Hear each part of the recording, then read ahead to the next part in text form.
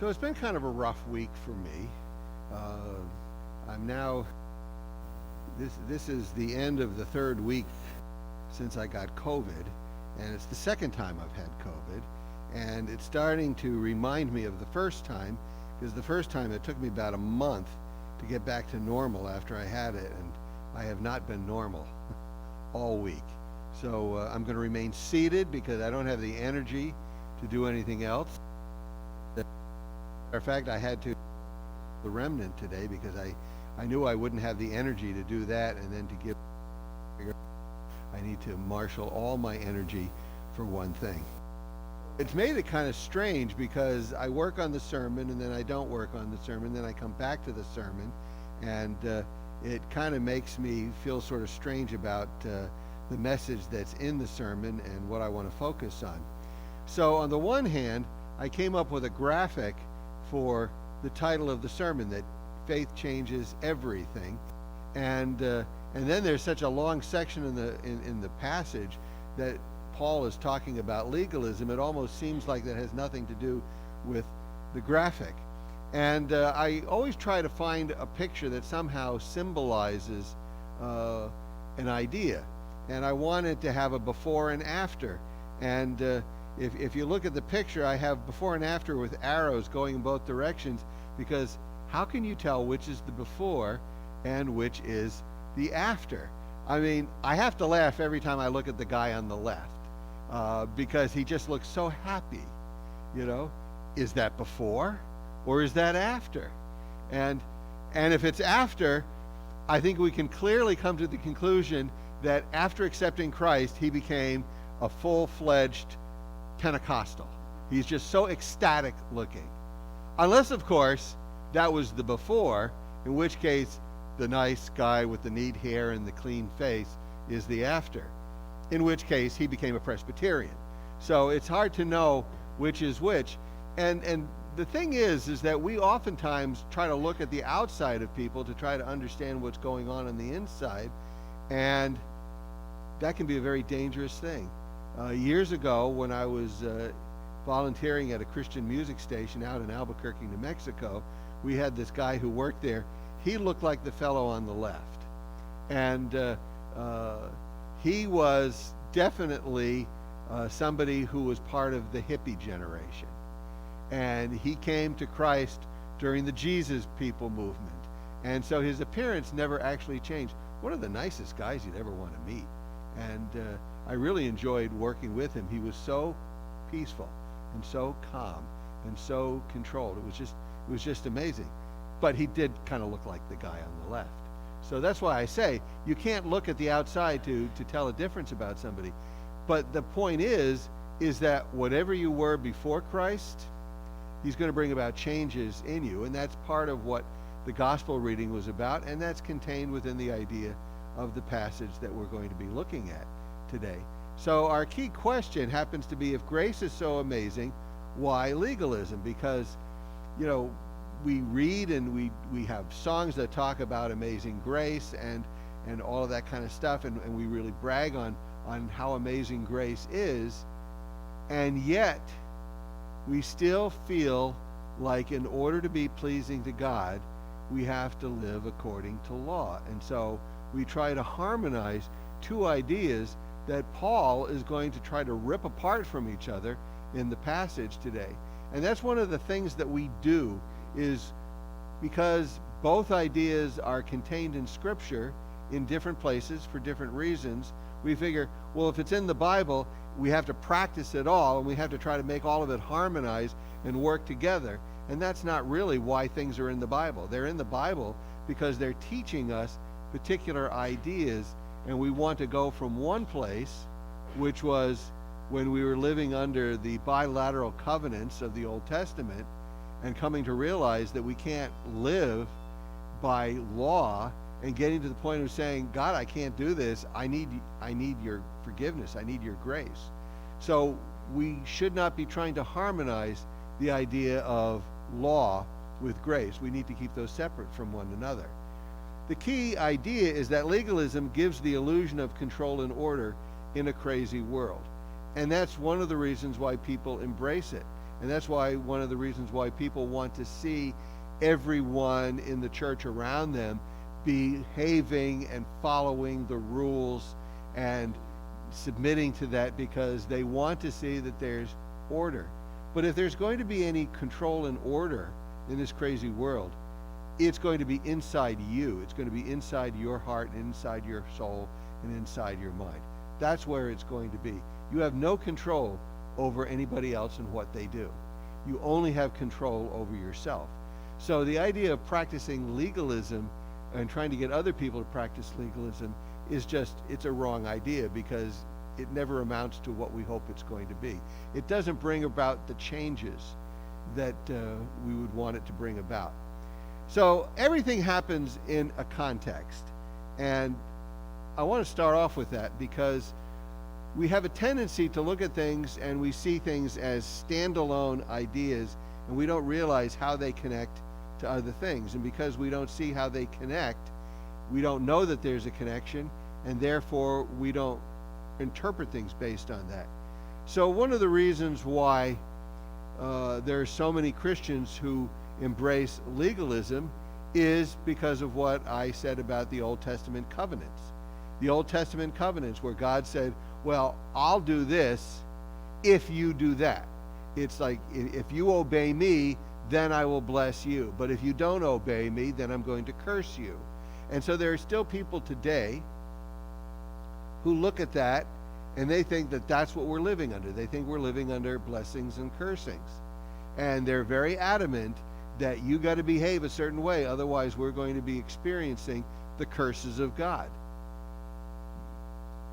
So they are not taking the Bible in its proper context. They're grabbing it all together and they're calling it one and they're calling it good, and they're not understanding the distinctions that are going on here. A lot of the mayhem, if you will, and lack of control we have in the world actually started back in the time of the Enlightenment. So now that goes back a long time. You go back to the 1600s, and the Catholics and the Protestants were at war for 100 years as to who was right and who was wrong, and they were fighting over this, and the population at large, or at least a certain group of the population, looked at that and they go, well, this can't be right. Why are these people fighting all of the time? This can't be what God would want of us. And they came up with their own conclusions. And some of their conclusions were that, well, we can't believe everything that's in the Bible because look at what it's resulting in. It's looking at people fighting, and they're not supposed to fight. And then they started, looking at science, and they started saying, well, we're going to discount all the miracles. We'll believe the stuff that's not miraculous, but we won't believe the miracles in the Bible. And so you started having this kind of disorder happening in the world. And then came along Darwin. Now, Darwin was just doing his thing. It was the reaction to Darwin that caused all of the problems. Because people said, see, we don't need to believe in God because this creation isn't the way the Bible describes it, and we've been doubting the Bible all along, and so now we really are going to ditch the Bible and we're going to go with science. And so a lot of people started getting away from believing in what the Bible taught and following Jesus, and they thought, well, we can be a good person without having all of this religion stuff being a part of it. And then there was the knee-jerk reaction, which brought us to a place of a lot of legalism and a lot of stuff like that. There is this, I have it on the screen as a Puritan distortion. So the Puritans were people who were very legalistic, and they had this belief that they were going to build a city on a hill. They were going to have a society that was so pure and so holy and so righteous that other people would be attracted to it.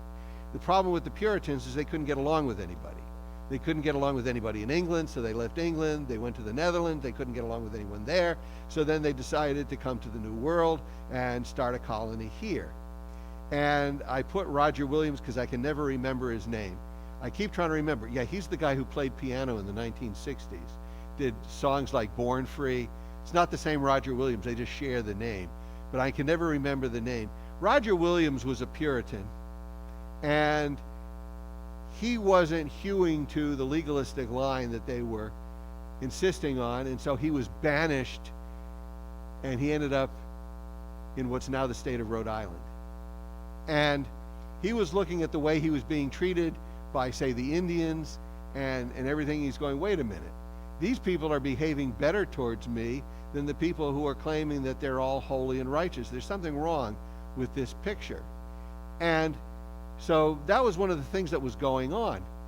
Well, nowadays, when people say that this was formed to be a Christian nation, they basically are going back to the Puritans.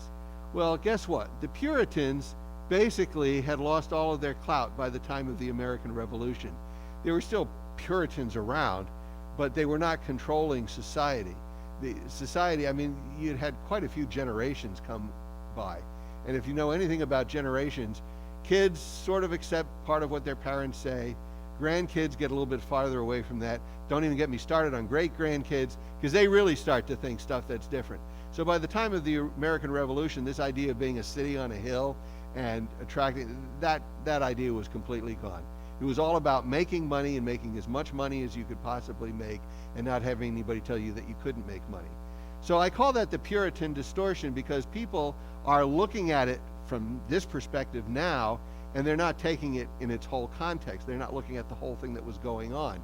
And that leads to what's happening today, Christian nationalism, which is all about taking symbols of Christianity and smacking it against patriotism and being able to say, see, look, you know, we're patriotic because we're good Christians. We have a cross, we go to church, and we mouth all the right stuff, but they're putting the two together. And the end result is that as a country,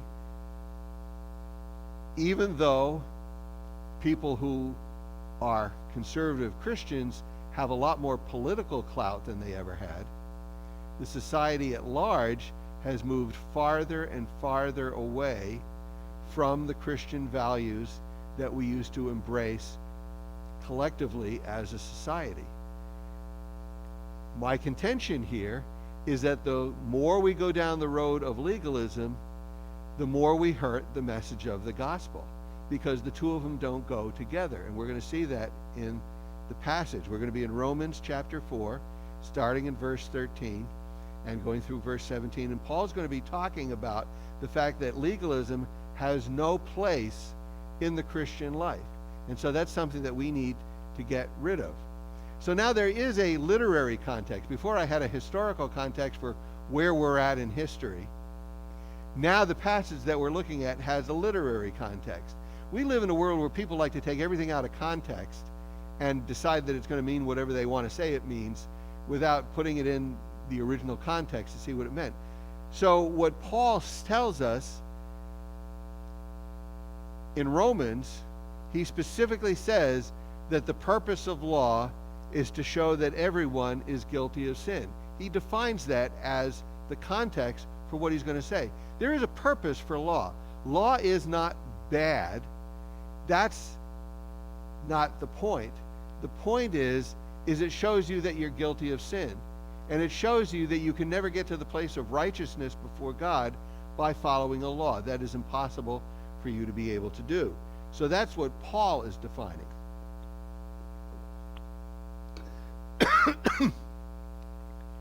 He also defines that the purpose of faith is to fulfill the law. In other words, he's going to be talking about a promise. He's going to be saying that, you know, this promise only means something if you accept it by faith. If you accept it by obedience to law, then the law is not being fulfilled.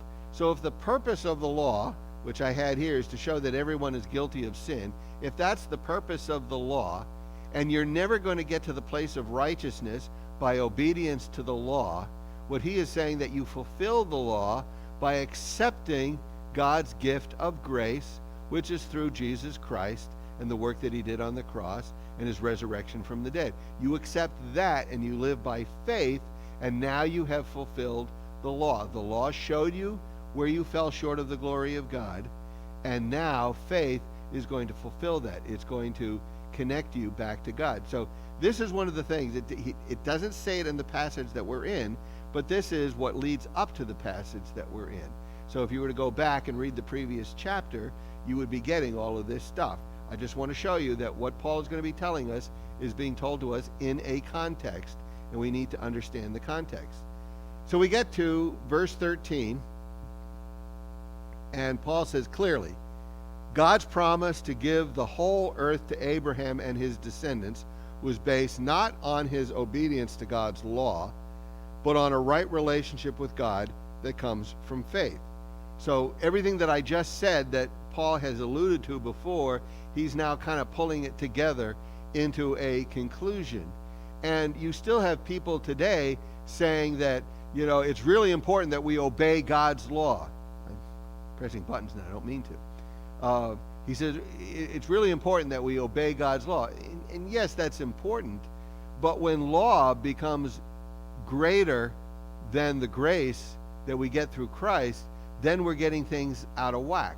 And so he's saying that Abraham's descendants, that the whole earth, they get this not based on obedience to law. God makes a promise to Abraham. It's the promise which is important. Abraham is declared righteous before God because he believed the promise. He recognized that when God makes a promise, God can make the promise come true. You and I can't make God's promises come true. We can only look at God's promises, and then we can believe God's promises, and we can live as if we believe in God's promises. So we end up making choices because we know what God has promised to do for us. So our choices are based on our belief. So therefore, we're living by faith. So sometimes you're doing things that other people look at and they go, well, that doesn't seem to make any sense. That seems nutty to me. And you would just say, well, God has made promises to me. I believe his promises, so I'm going to make choices. So, if I'm not going to covet things that belong to somebody else and then lie, cheat, and steal in order to get it, it's because I believe God's promise to supply all my needs. He's going to supply me with everything that I need. So therefore, I don't need to steal to get something that I think I need. I can just trust God's promises, and I can live an honest life. And in that way, I am fulfilling the law because I am living by faith in the promises that God has made to me.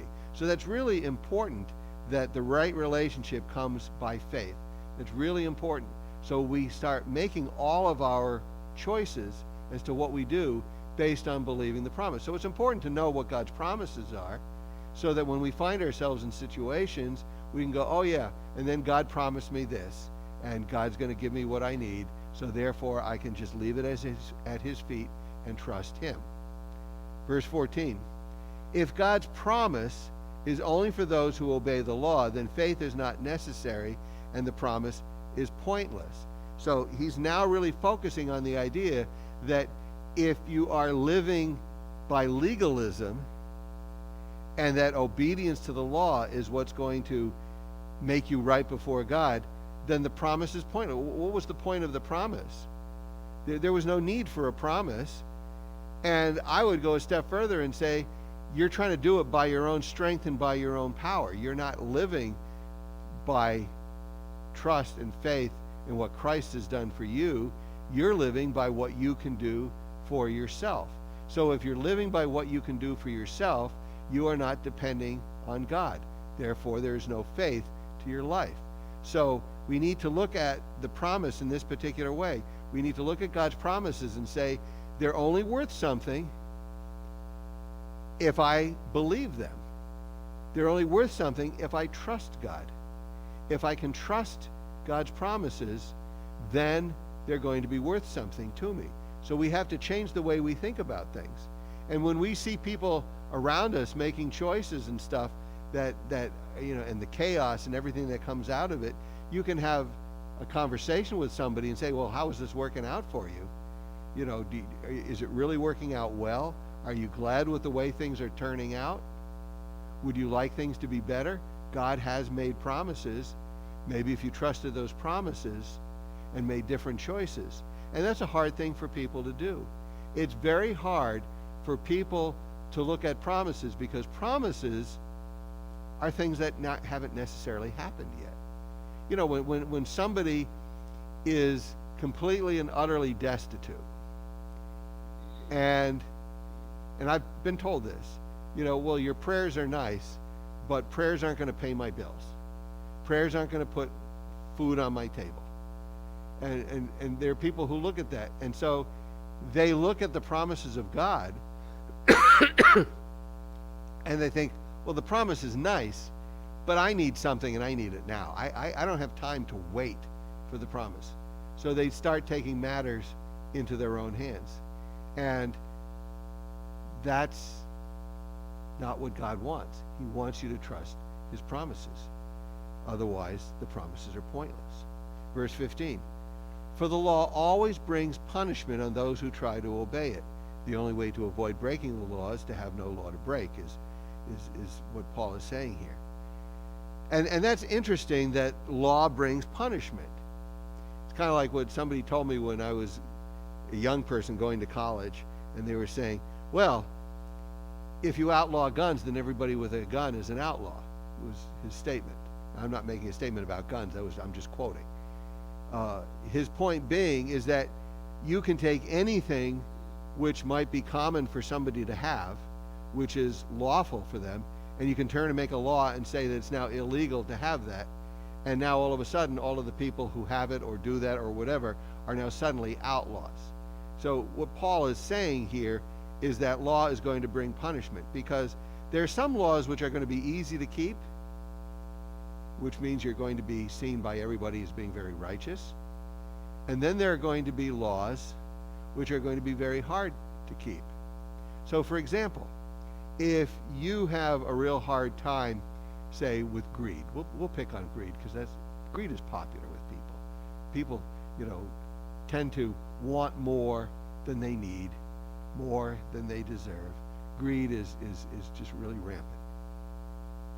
So if you have a weakness to want more than you deserve, if you're the sort of person who sees a box of donuts and you feel like, well, let's see, how many people are in this room? Okay, so there's one donut for everyone. Well, I could just have one donut, but I really like donuts. I want to have more than one donut. Maybe when nobody's looking, I can just kind of like sneak a second donut and nobody will notice that I've taken more than my share. See, now, if the law is not to covet somebody else's donut, then you're okay if you don't covet donuts. If you can look at a donut and go, I can take or leave a donut. If I have it, I have it. If I don't have it, I don't have it. I don't care. Donuts don't matter to me at all. If you're that sort of person, then guess what? You're always going to be able to follow the law of donuts. That's never going to be a problem for you.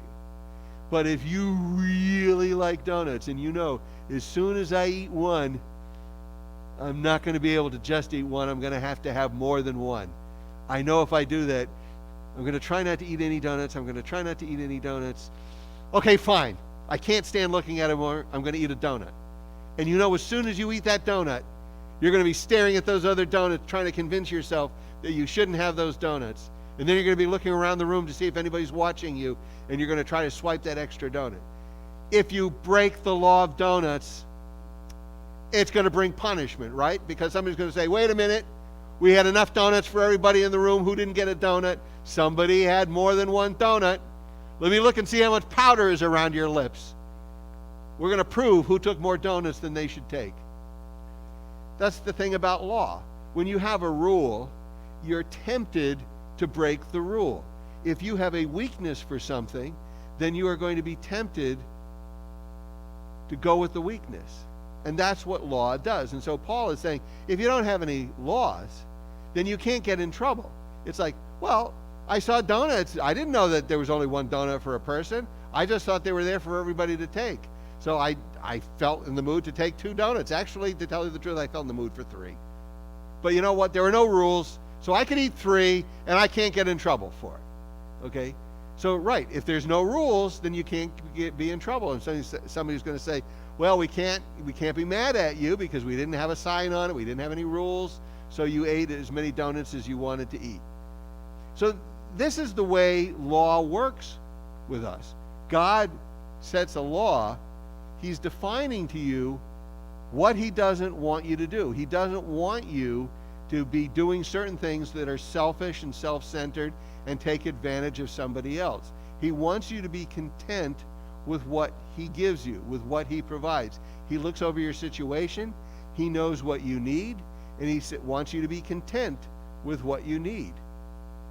It's only when he defines to you what those kind of rules are that you're now in the place of saying, yeah, but now that he told me I couldn't eat that one fruit from that one tree in the garden, now I really want it.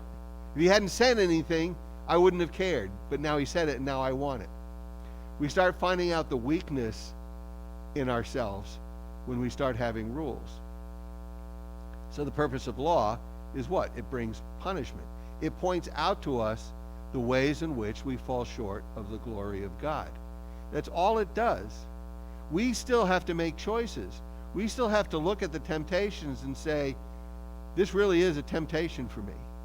Which is why there's certain things in life I don't get too worked up over, because I know for me they're not going to be a temptation. And I don't judge other people who are tempted by things, because how can I judge somebody else? If I'm not tempted, then it's never going to be a problem. I can stare certain things in the face all day long, every single day for eternity, and I'm never going to be tempted by those things. So I'm not more righteous because I'm not tempted. It's just that's the way I am.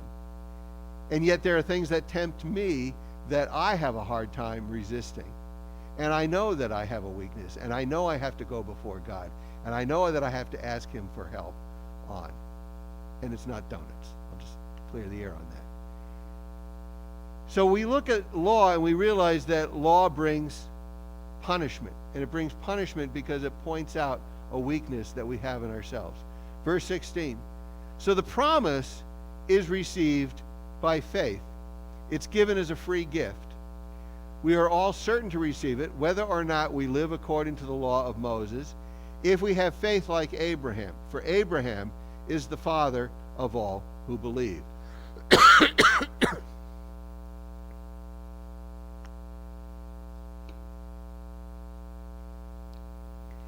The problem with law is that you have to work at it.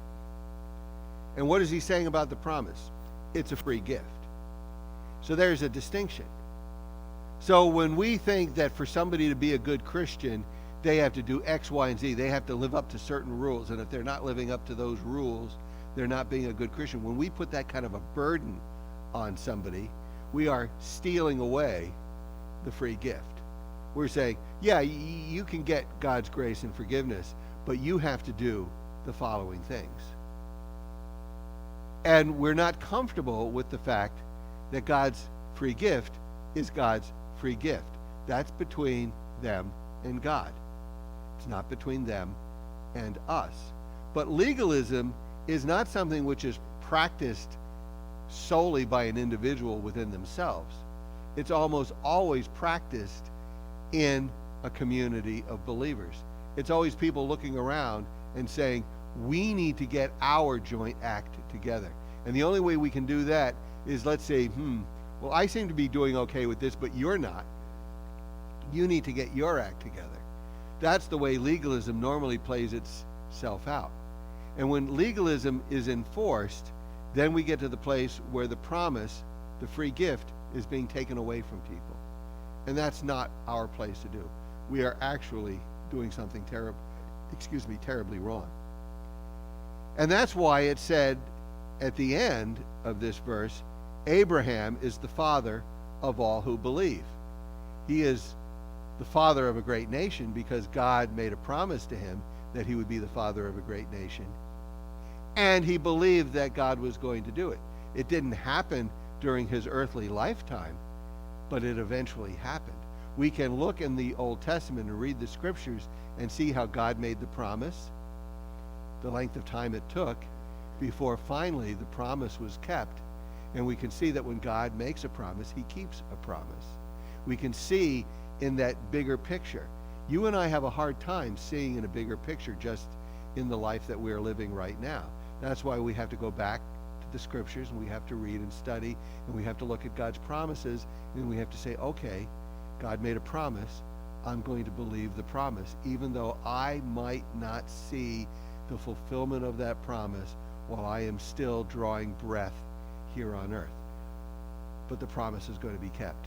And now I'm going to live as if the promise has already been kept. So Abraham is the father of all who believe.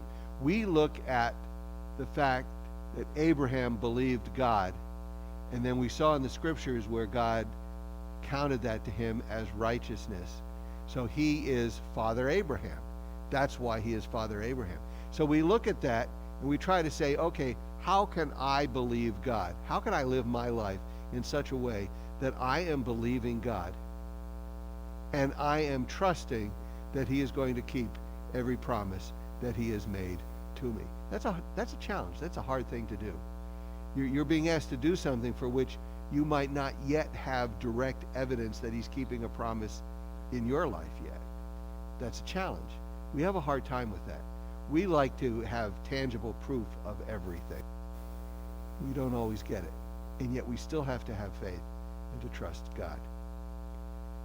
Verse 17. That is what the scriptures mean when God told him, I have made you the father of many nations. This happened because Abraham believed in the God who brings the dead back to life and who creates new things out of nothing. So this is the idea. So you accept Christ and you trust that whatever changes need to take place in you so that you can be considered godly before God, that he can look at you and see you as somebody who is righteous.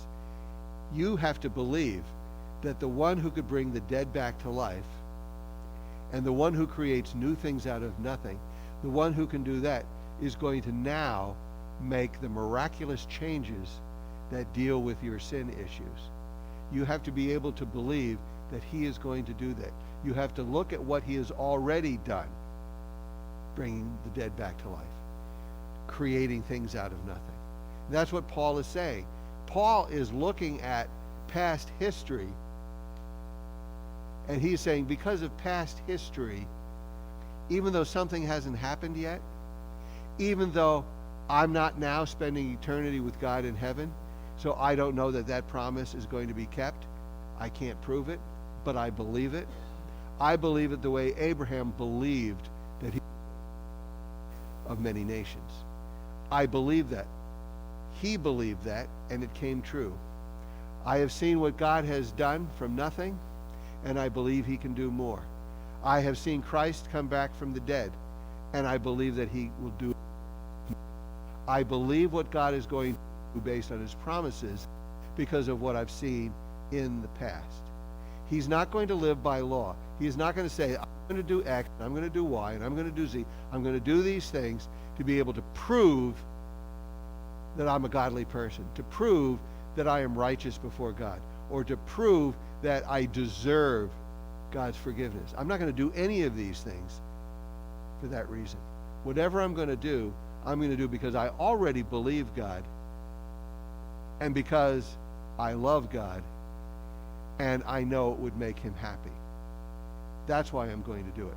I'm not going to do it to make the guy who sits next to me in church happy. That's not important. What's important is my relationship with God. And I can tell you from firsthand experience, when you aren't concerned about making the person you sit next to in church happy, they'll be very unhappy. They'll be very bugged by the fact that you're not doing what they think you should be doing. It's just going to happen. I can remember a time, Cindy was forced to live through it years ago, when I just had gotten to a point where it's like, I don't want to go to church because I have to go to church. I want to go to church because I want to go to church. And Cindy got to the point, it's like, I don't want to go to church without you. I don't want to go and sit there by myself. I don't want to have people asking me, bugging her, so she felt like she. But somewhere in my relationship with God, I resolved this issue, and I got to the place where I actually wanted to be in church. I wasn't there because somebody else said I had to be. I wasn't there because it was a rule or a law. I was there because I loved God, and that's where I wanted to be. And every one of us, as we go through life, we have to look at what we know is going to be pleasing to God, and we have to choose to do it, not because it's going to make somebody else happy, not because people are going to say, oh, look, he's such a godly person, he's always in church every Sunday. We're not going to do it so that we can have the praise and the honor of other people. We're going to do it because it's our relationship with God that motivates us to do it. And so that's why it's important to not buy into legalism. And there are plenty of people who are pushing legalism everywhere you go. You know, that's one of the things that bugs me about Christian nationalism. It's just filled with legalism. All of the things that people need to do. And legalism is never helpful. People don't grow in a relationship with God when they're being forced to do something that is not motivated by the Spirit of God. When it's motivated by another man, it's not of God. When it's motivated by God, it's a completely different thing. It's transforming into who you are. So therefore, we need to look at what Abraham did, and we need to look at what Paul says in verse 17, and look at those sorts of things and start looking at what's going on in our own lives and start measuring it against that and saying, do I want to do this because I feel like I have to please somebody else? Or do I want to do this because I am so in love with God that I want to do it because I want to express to God my joy and my appreciation. I want to give him my honor and my praise because it's what I want to do. It's what I want. It's coming from me. It's coming from my heart. It's not being imposed upon me by somebody else. And so that's why, you know, I don't care about the picture of the guy with the wild hair at the beginning or the guy who looked really neat, because none of that stuff is important. That's one of the things that I wanted to point out about that, is that outward appearances don't show you what's inside somebody else's heart. There's nothing more galling, and I've had this happen to me, where somebody has judged me and they've decided, like one person said, well, you don't say Jesus, the word Jesus enough. You know, if you were a true Christian, you'd say the word Jesus more. You'd be referencing Jesus this, Jesus that, Jesus the other thing. Because you don't do it, I don't believe you're saved. I don't believe you're in Christ. It's like, wait a minute. I believe it was Paul himself who said that only God and you can know what's in your heart. How can somebody else judge you? Nobody else can judge you. But you know what the truth is. You know when you're falling short of God's glory. You know when you are doing things for selfish, sinful motives. You know when you're doing that. Nobody has to tell you about that. Because if you truly have the Holy Spirit, then God is going to be speaking to you and telling you these things. Which is why, when the Bible talks about discipline in the church, that's a whole other lesson I'm not going to get. But when the Bible talks about discipline and talking about, like last week I talked about authority that God gives to us, if we're actually practicing God's authority, we are going to be so reserved in it because we can't possibly know what's in somebody else's heart. But if somebody is steadfastly refusing to acknowledge what the Word of God says, and is steadfastly refusing to acknowledge that they have committed a sin and offended somebody else, if they refuse to do that, then the question is, how can the Spirit of God be in them? So, we can't know what's somebody else's heart. We can only know whether or not they are sensitive to God's truth, his promises, what pleases him, and that they're living a life trying to do it. I'm not saying that they're living a life successfully doing it. I mean, we all have our days where we have our ups and downs. I want to make that really clear. You know, sometimes when you preach a sermon, people think that what you've just described, this perfect picture, is what every Christian is supposed to be. Okay? So I want to make sure that you understand that I'm not trying to paint a perfect picture. I want you to realize that you're going to have your good days and you're going to have your bad days. But you know what? When you're having a better day, you should at least be able to acknowledge that you had a bad day before. You should be able to say, that was not one of my finer moments. I can see that. I can see that I was not doing what God would have wanted me to do. We should be able to know that about ourselves. And we should be able to own that. That's what we should be able to do. So I have this question. Why bother to obey God's law if salvation is... Because people say, I'm going to just follow God's law. I always obey God's law. And so they're doing it from the point of view of legalism. Somewhere in there gets lost. For a while now, it's more important to show love than to... It's not that being right is not important. But when you think you understand something and you're going to go like a steamroller because you think you're right, and you have to steamroller over somebody, and you have to crush their spirit in order to prove that you're right, you're probably not right. It's always this balance between the two. It's always this balance between faith and obedience. I'm going to be obedient to what God wants, but I'm not going to use obedience as an excuse to stop else. I'm going to stay sensitive to how another person feels, what is going through. Why bother to obey God's law if salvation is by faith?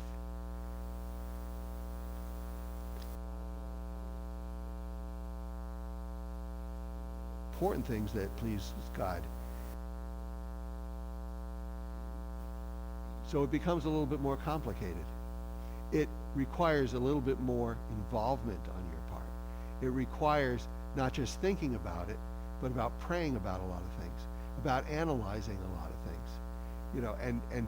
and owning when you've gone too far in one direction to the point where you have neglected something else, which is also important to God. We don't get that sort of stuff right. God does. So our takeaway, salvation is by grace through faith in Christ. That's really the takeaway. It's not by law. It's not by obedience to a law. It's by grace. God has made a promise. The promise is in Christ and what he did on the cross and the fact that he rose from the dead. That was the promise that has been given to us. The promise is that when we trust in him for salvation, we're actually going to have salvation. It doesn't mean we are now free to do anything we want without regard. Because if we do whatever we want, we're going to end up doing things that are selfish and self-centered. We're going to do things that end up hurting other people, and God would not want that. So it's a balancing act. It's always looking at what God has given to us and recognizing that, yes, we are saved by faith, but we still have to be concerned about how we function and handle ourselves in this life that we are living right now.